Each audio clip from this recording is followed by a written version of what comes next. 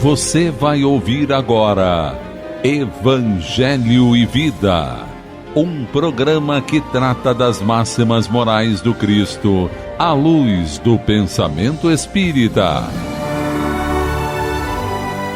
Produção e apresentação, Henrique Parente.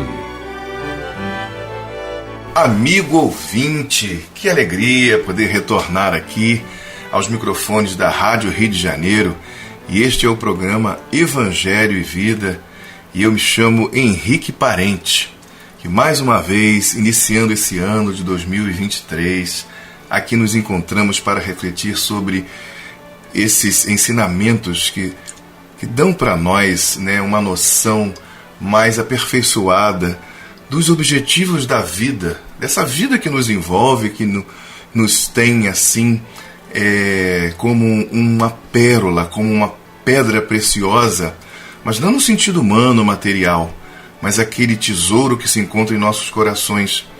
É bom lembrar sempre, é importante não esquecermos que somos espíritos imortais e que atravessamos aí num processo, a vida, né, num processo ou numa jornada evolutiva, até alcançarmos um estado de evolução tão grande que nos identificamos com o nosso próprio Criador. Também é bom salientar que Deus é o absoluto, Ele sempre existiu, Ele é eterno e nos criou, nos fazendo parte dessa eternidade, nos dando a imortalidade. E quer que nós, através da experiência da vida, possamos atingir um estado de evolução tão grande que possamos viver exclusivamente da vida espiritual e, aos poucos, compreendendo o que seria essa vida espiritual. Pois a natureza de todos nós é uma natureza espiritual, não material. A matéria é uma condição que, temporariamente, nós estabelecemos um vínculo para podermos compreender o sentido, a verdade a respeito de todas as coisas. Assim como Jesus, nosso querido mestre, nós também iremos alcançar esse estado de identificação com o Criador e um dia, assim como fez Jesus, dizer: eu e o Pai somos um. Exatamente isso. Eu e o Pai somos um, ou seja, estaremos em união, formando uma relação muito próxima, muito direta, muito objetiva. Jesus e Deus estão nesse estado, né, há muito tempo, eu diria, como o próprio Mestre Jesus certa vez disse: antes que Abraão existisse, eu sou, revelando aí a sua anterioridade. Então, ele já era um espírito puro, um espírito que alcançou esse estado superior, que a gente não consegue nem imaginar muito bem. Então, ele já tinha alcançado esse estado e está identificado com o Criador nesse sentido, daí ele dizer: eu e o Pai somos um. Então, a partir do próprio Mestre Jesus, das suas orientações a respeito dessa natureza espiritual, que é a nossa verdadeira natureza, a gente está aqui, né, no século XXI, através das reflexões, depois de termos passado por muitos e muitos séculos, nós ainda estamos aqui tentando compreender isso, sentir em realidade essa questão de sermos filhos de Deus, e através de exemplos como o de Jesus e de tantos outros espíritos que não chegaram à perfeição ainda, mas estão muito mais aperfeiçoados do que nós, que nos deixam exemplos dessa natureza superior do homem, do ser espiritual, que aqui no nosso planeta se encontra. Nos encontramos nesse estado de materialidade para os encarnados e também aqueles que estão desencarnados, mas que ainda também se encontram muito ligados à questão material. Então a gente leva muito tempo até alcançarmos uma melhor compreensão a respeito dessa verdadeira natureza. E uma das coisas que desde muito tempo os homens de bem, e principalmente Jesus, têm nos orientado a estabelecer uma ligação, um vínculo com o que é superior, para que a gente não fique muito perdido. E tem uma palavra que dá conta dessa relação, que é a palavra prece, ou a palavra oração, como muitos costumam dizer. A oração tem a ver com o próprio falar, com a própria palavra em si, com aquilo que é escrito também. E a prece é o canal que, através, né, do que a gente fala, do que a gente sente, a gente estabelece uma ligação com o mais alto, com o nosso Pai, nosso Criador. E hoje o estudo, as nossas reflexões estão vinculadas no Evangelho segundo o Espiritismo ao último capítulo, que é o capítulo 28, intitulado Coletânea de Preces Espíritas, onde Kardec dá uma orientação para a gente a respeito da maneira como a gente poderia usar melhor essa condição, esse canal de comunicação com o mundo superior. Mas antes de entrarmos especificamente no Evangelho segundo o Espiritismo, eu gostaria de lembrar aqui o Livro dos Espíritos, lá nas questões 658, inicialmente, onde o Kardec pergunta aos espíritos superiores se a prece é agradável a Deus. Eles responderam o seguinte: a prece é sempre agradável a Deus, quando ditada pelo coração, porque a intenção é tudo para Ele. A prece do coração é preferível a que podeis ler, por mais bela que seja, se a leres mais com os lábios do que com o pensamento. A prece é agradável a Deus quando é proferida com fé, com fervor e sinceridade. Não creiais, pois, que Deus seja tocado pelo homem vão, orgulhoso e egoísta, a menos que a sua prece represente um ato de sincero arrependimento e de verdadeira humildade. Na questão 659, a seguinte, Kardec perguntou: qual o caráter geral da prece? E eles responderam: a prece é um ato de adoração. Fazer preces a Deus é pensar nele, aproximar-se dele, pôr-se em comunicação com ele. E pela prece podemos fazer 3 coisas: louvar, pedir e agradecer. E a última questão é a 660, não a última questão do livro, mas desse trechinho do Livro dos Espíritos que eu estou lendo, é a seguinte: a prece torna o homem melhor? Perguntou Kardec. E os Espíritos responderam: sim, porque aquele que faz preces com fervor e confiança se torna mais forte contra as tentações do mal. E Deus lhe envia bons espíritos para o assistir. É um socorro jamais recusado quando pedimos com sinceridade. Aqui inicia, a nossa reflexão a respeito da prece, da oração, do quanto esse canal de comunicação é importante para todos nós, do como esse manancial que nos liga ao mais alto, às esferas mais altas, às vibrações mais elevadas, às presenças mais elevadas, mais espiritualizadas. Estabelecer esse canal de comunicação com o que é superior nos aproxima mesmo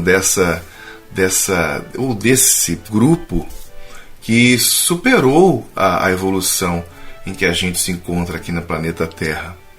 E se a gente já entende um pouquinho a respeito desse processo de amadurecimento, de evolução, desejando uma vida melhor, uma vida superior, quando a gente se percebe ainda muito limitado e muito preso às questões de ordem material, mas desejosos interiormente de alcançar um degrau superior, a prece é um canal fundamental para que isso ocorra e para outras tantas questões que envolvem a nossa vida.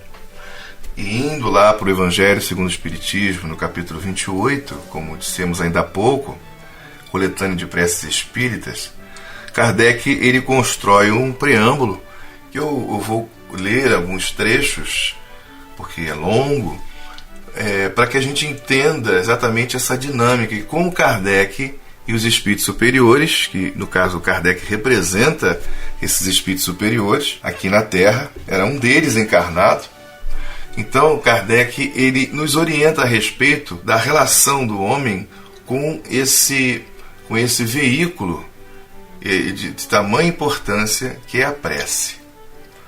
Então, no preâmbulo, Kardec diz o seguinte: os espíritos sempre disseram: a forma não é nada, o pensamento é tudo.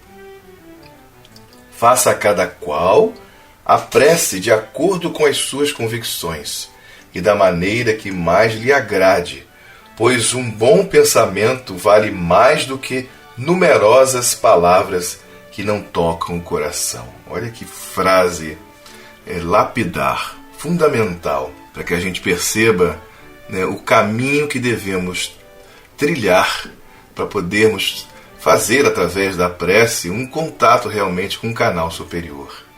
Não são as palavras propriamente, a maneira, né, a estrutura da prece, mas o que vai dentro de nós, o nosso pensamento e o nosso sentimento.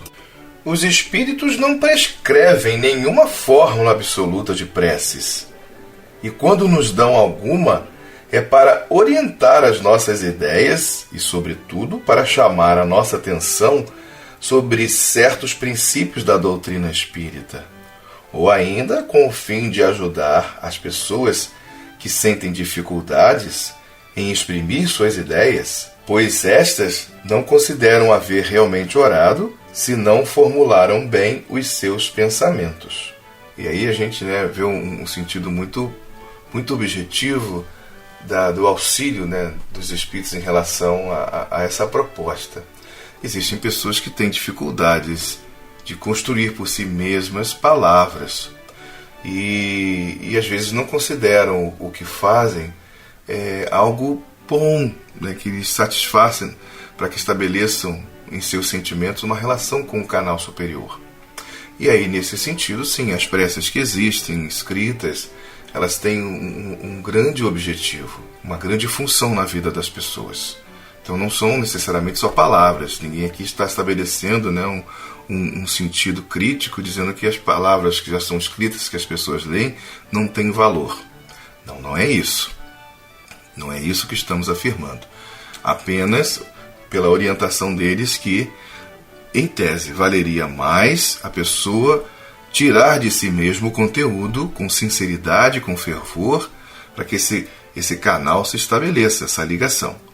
Mas aquelas pessoas que têm dificuldades em realizar isso por si mesmas, elas podem e devem usar aquelas preces que existem.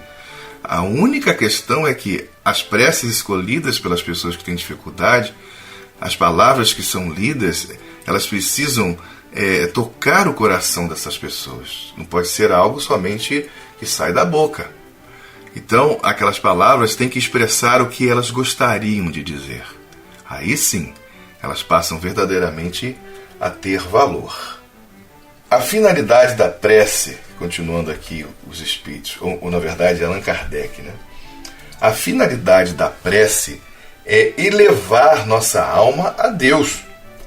A diversidade das fórmulas não deve estabelecer nenhuma diferença entre os que nele creem e menos ainda entre os adeptos do espiritismo, porque Deus aceita todos quando sinceros. E aí a gente vai, né, confirmando aquilo que já lemos anteriormente, comentamos a respeito do que realmente interessa a Deus nessa relação, nesse contato através do canal de comunicação que a prece estabelece. Não é a fórmula em si, ou seja, não é o formato com que a gente, né, estabelece ou constrói as palavras, mas são o sentimento, o pensamento que a gente dirige, o fervor. E isso é que tem importância nessa relação, nesse contato, na busca desse canal, dessa comunicação. Uma das condições essenciais da prece, continua Kardec, segundo São Paulo, é a de ser inteligível, ou seja, compreensível, para que possa tocar o nosso espírito. Para isso, entretanto, não basta que ela seja proferida na língua habitual, pois há preces que, embora em termos populares, não dizem mais a nossa inteligência do que as de uma língua estranha, e por isso mesmo não nos tocam o coração. As poucas ideias que encerram são em geral sufocadas pela superabundância das palavras e o misticismo da linguagem. Ele faz questão de bater nessa tecla para que a gente preste atenção nas palavras que são utilizadas, para que a gente atinja o objetivo primeiro, essa ligação, principalmente na busca não só da relação, mas também de resolver as nossas questões, onde a gente busca a inspiração, o caminho para poder superarmos as dificuldades e assim por diante, né? Na vida humana, a vida material e no estado que a gente ainda se encontra, é uma vida bastante difícil e complexa, onde a gente tem dúvida de muitas coisas, por mais que tenhamos até já bem definida a concepção reencarnacionista, de imortalidade, para a gente ainda é muito difícil estabelecer um senso prático a respeito dessas informações, trazendo tudo isso para o nosso dia a dia. Porque isso precisa motivar a nós mesmos a construir uma linha de comportamento, de sentimento e de valores diferentes. Daí Jesus ensinar aos seus discípulos, dizendo que a justiça deles pudesse ser maior do que a dos escribas e dos fariseus. A justiça aí é o senso de perfeição, de equilíbrio, de harmonia. Então, amar somente aqueles que nos amam é fácil. É preciso o quê? Estabelecer um vínculo afetivo com aqueles que não nos são muito gratos, os inimigos, assim também chamados por Jesus. Então a gente percebe que a moral construída por Jesus é uma moral diferente daquela que existe no mundo. Então quando a gente adota esse princípio cristão, nos dizemos cristãos, é preciso que a gente estude o que o cristianismo propõe para nós enquanto uma meta, enquanto um processo de desenvolvimento. E a gente percebe que não é fácil. Não é do dia para a noite que vamos alcançar um estado superior. E aí nós necessitamos do amparo. Precisamos e necessitamos dessa ligação com esse canal mais elevado, mais alto, como nós também mencionamos e falamos a respeito, dessa ligação com o mundo superior. Senão fica mais difícil ainda para a gente conseguir trilhar esse caminho, né? Vamos mais um pouquinho aqui. Diz Kardec que a principal qualidade da prece é a clareza. Ela deve ser simples e concisa, sem fraseologia inútil ou excesso de adjetivos, que não passam de meros ouropéis, segundo essa tradução aqui. É a tradução do Herculano Pires, no sentido de algo que brilha mais do que realmente deveria brilhar. É quando a gente usa palavras demais, palavras difíceis, e acaba não atingindo o objetivo. Então ela tem que ser simples e concisa, objetiva, para que a gente possa realmente entender o que está acontecendo em nosso coração. É bacana lembrarmos aqui aquela passagem no Evangelho daquela oração do publicano e do sacerdote, onde ali o publicano, a prece dele foi muito mais profunda, muito mais objetiva, e alcançou o seu objetivo, né, no caso dele, de conversar com Deus. Porque ele não disse muito, ele apenas abaixou a cabeça e disse: Senhor, ser compassivo comigo, porque eu sou um pecador. E o outro, o que representava, né, a nata, né, do rabinato, o sacerdote, ele olhava para o publicano, o cobrador de impostos, com vaidade, achando superior, e dizia: eu jejuo tantas vezes por semana, eu pago o dízimo, achando que ele é melhor, superior do que o publicano. Então é uma coisa complicada e passagens como essa faz a gente pensar, refletir a respeito. Cada palavra, diz Allan Kardec, deve ter o seu valor, exprimir uma ideia, tocar uma fibra da alma. Enfim, deve levar à reflexão. E somente assim pode atingir o seu objetivo, pois de outro modo não passa de palavrório. Veja-se, entretanto, com que distração e volubilidade elas são proferidas na maioria das vezes. Percebemos que os lábios se agitam, mas pela expressão fisionômica e pela própria voz, percebe-se que é um ato maquinal, puramente exterior, de que a alma não participa. E aqui a gente percebe em Kardec um senso crítico. E aí é importante a gente lembrar o seguinte: quando a gente usa a palavra crítica, né, ela significa separar para distinguir. Não é um julgamento, mas a gente estabelece um senso neste sentido para entendermos uma coisa e outra coisa. E aí Kardec faz esse comentário a respeito de muitas vezes pessoas que proferem palavras assim, assim, assado, mas você às vezes percebe que são apenas palavras vazias, onde não existe ali, em algumas pessoas, por ser um ato maquinal, não existe realmente um sentimento mais elevado. Mas é claro que essa pessoa vai alcançar um estado de contato superior quando assim prestar atenção. Daí ele chamar a nossa atenção também para podermos entender que toda palavra, todo pensamento, todo contato na busca do que é superior deve levar a gente à reflexão. Isso é importantíssimo. E aí a gente estabelece esse senso crítico. Ou seja, a gente separa uma coisa de outra para olhar para aquilo, para saber se a gente está no caminho certo ou no melhor caminho. Esse é o objetivo de todo esse estudo, toda essa questão. Eu vou partir agora aqui apenas para um exemplo prático, nesse capítulo 28 do Evangelho segundo o Espiritismo, uma prece. E Kardec, antes de cada prece, ele coloca um prefácio, que é uma explicação a respeito do sentido, do objetivo dessa prece. E eu escolhi aqui a prece chamada Para Resistir uma Tentação. Diz assim o codificador: todo mau pensamento pode ter duas origens: a nossa própria imperfeição espiritual ou uma funesta influência que age sobre ela.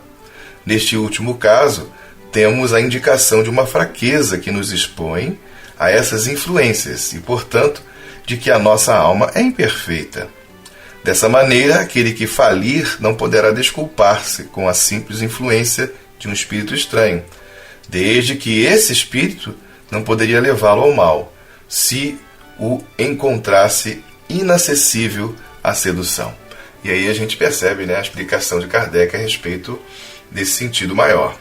E aí vem, né, um pouco mais da explicação a respeito da importância da presença da busca do nosso anjo guardião. Continua Kardec: quando temos um mau pensamento, podemos supor que um espírito malfazejo nos sugere o mal, cabendo-nos inteira liberdade de ceder ou resistir, como se estivéssemos diante da solicitação de uma pessoa viva.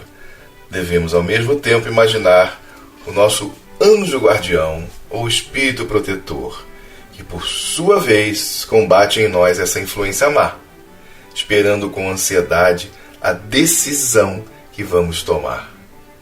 Reconhece-se um mau pensamento quando ele se distancia da caridade, que é a base de toda a moral verdadeira, quando vem carregando de orgulho, ou melhor, carregado de orgulho, vaidade e egoísmo, quando a sua realização pode causar algum prejuízo a outra pessoa, quando enfim nos propõe fazer aos outros o que não quereríamos que os outros nos fizessem.